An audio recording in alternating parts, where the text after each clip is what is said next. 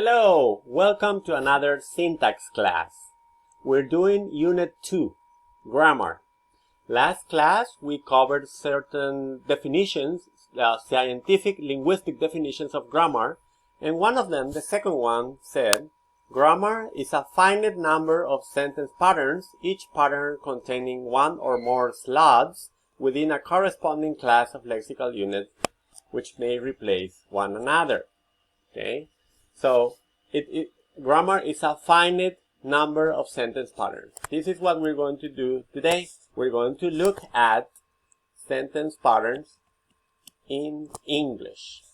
So, English sentence patterns. That would be lesson 7 in your manual. Lesson 7, verb patterns in English. Okay? The very first one, the first pattern that we can find is called subject plus intransitive verb. First, we need to know what an intransitive verb is. An intransitive verb is one that does not need an object. If I say, I give, is an incomplete sentence because give is a transitive verb. An intransitive verb would be, I smile. That's finished. You don't need to complete the sentence with I smile with my mouth, for example. Okay, so transitive verb, subject plus transitive verb. And here you have examples. David sings.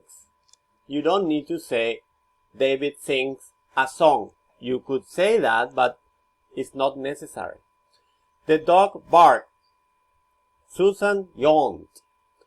Like this. Okay, so all sentences, all English sentences that follow this structure belong to pattern number 1.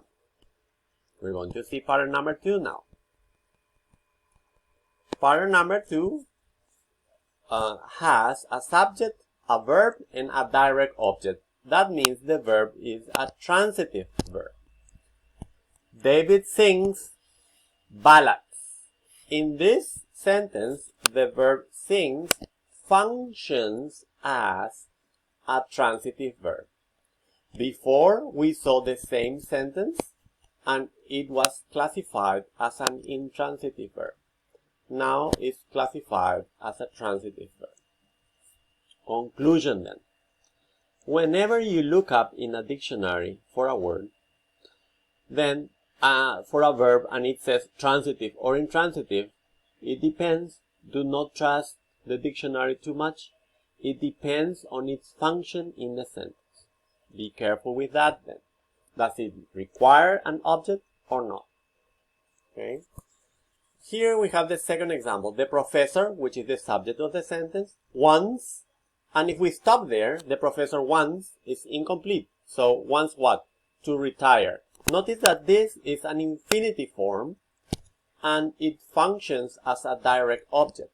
The first one, ballads, was a noun. The second one is an infinitive form and it's still a direct object. The third sentence says, the jury found. If we stop there, the sentence is incomplete. Okay? It's a phrase. So, found the defendant guilty. Okay? So here we have a determiner, an article. We have a noun, yes, and an adjective. All right. So this is pattern number 2 in English. Pattern number 3 is a combination of pattern 1 and 2. Here we have the old man gave the children some money. My uncle sent me a present. The detectives asked Amy a lot of questions. So the children, me and Amy, function as indirect objects. And the good thing is that because English is an analytic language, then the patterns remain the same. The structure is the same. You always have an indirect object first and then the direct object. In that order. So order is super important in English. And in Chinese, another language which is analytic. Very good. So far, 3 different patterns. Pattern number 1 with an intransitive verb, pattern number 2 with a transitive verb, and pattern number 3 with an indirect object and a direct object. Pattern number 4. Pattern number 4 is the combination of all three together. But the difference is that there is an adjunct at the beginning and at the end. Or there is an adjunct only at the beginning or only at the end. That's why they are in parentheses, because it's not a rule that you need two adjuncts at the same time. So look at the first one. Usually David sings in the bath. Okay? Usually is an adverb of frequency. This makes the pattern turn into number 4, pattern number 4. And in the bath is a prepositional phrase, and it functions as an adverb of place. It's an adverbial. So it functions as an adjunct as well. It's no longer pattern number 1, David sings, is 4 now. Second example. Unfortunately, the professor wants to retire this year. Again, we have two adjuncts at the beginning and at the end. At the start of the trial, the judge showed the jury the photograph. Notice all the steps: the subject, the verb, the indirect object, the direct object, and then a prepositional phrase and an adverb of place in a private channel. So, if we find in sentences at the beginning or at the end or at both ends adverbials, then we know that this is pattern number 4.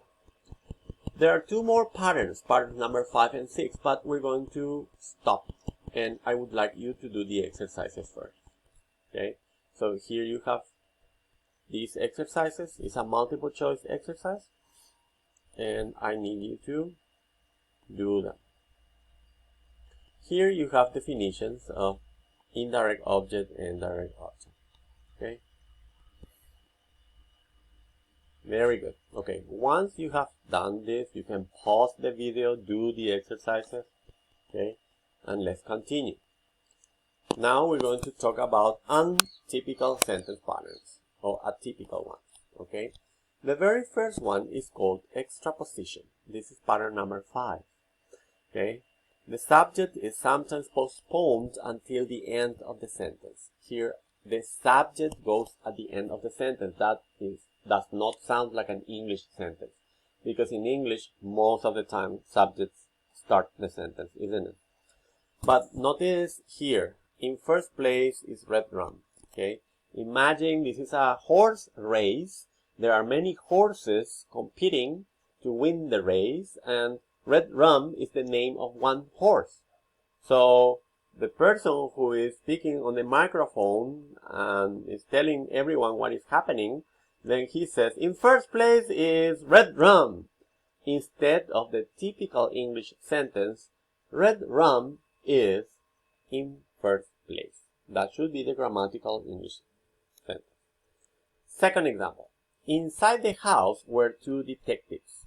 Instead of two detectives were inside the house. Where would you find this kind of sentence? Yes, in literature, in novels, etc., etc., for stylistic purposes. And then another example says, more important is the question of compensation. Instead of the question of compensation is more important. See? So extraposition has to do with, let me see there, changing the order. Changing the order. Right? Questions about it? More examples maybe? Here, page 18. Here, the typical declarative order has been disrupted for stylistic effect. So why do we have extraposition then? For stylistic effect. In these examples, the subject comes after the verb and is said to be extraposed. Therefore, the name extraposition. I'm going to pause it a minute. My computer sounds like an airplane sometimes, so I added a microphone. Alright, so in first place is Red Drum. Inside the house were two detectives. More important is the question of compensation. Now here, the subject is also extraposed, not only for stylistic effects, but when the sentence is introduced by anticipatory it. So there should be an it at the beginning, as in, it is a good idea to book early. Or it is not surprising that he failed his exams. Okay. In the more typical pattern, what grammar tells us, these constructions may sound stylistically awkward, like when Yoda is speaking in Star Wars. To book early is a good idea, or that he failed his exams is not surprising. It sounds super weird.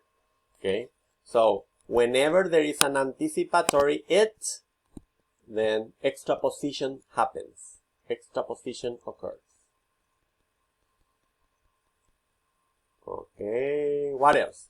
Extraposition is not always just a matter of style.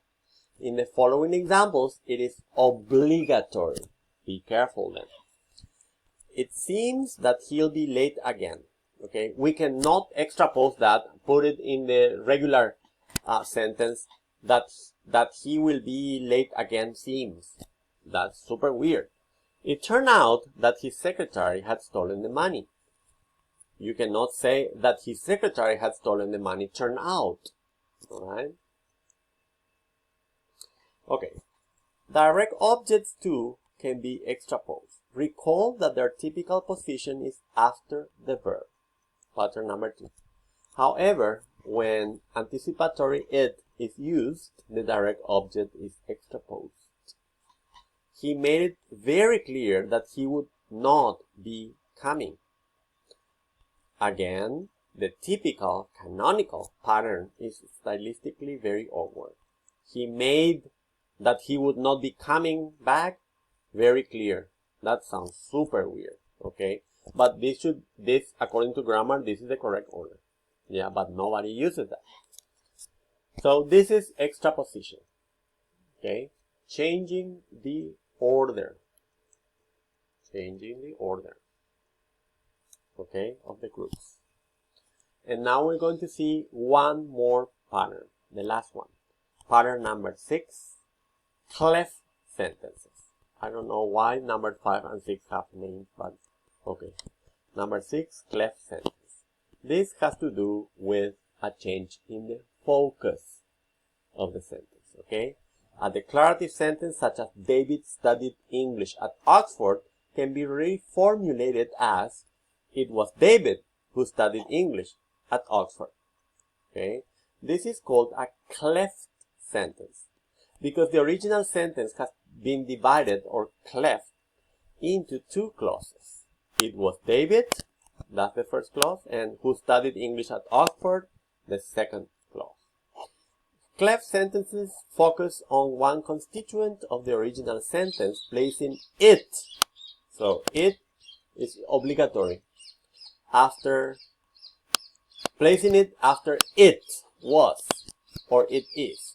Here we have focused on the subject David, but we could also focus on the direct object English.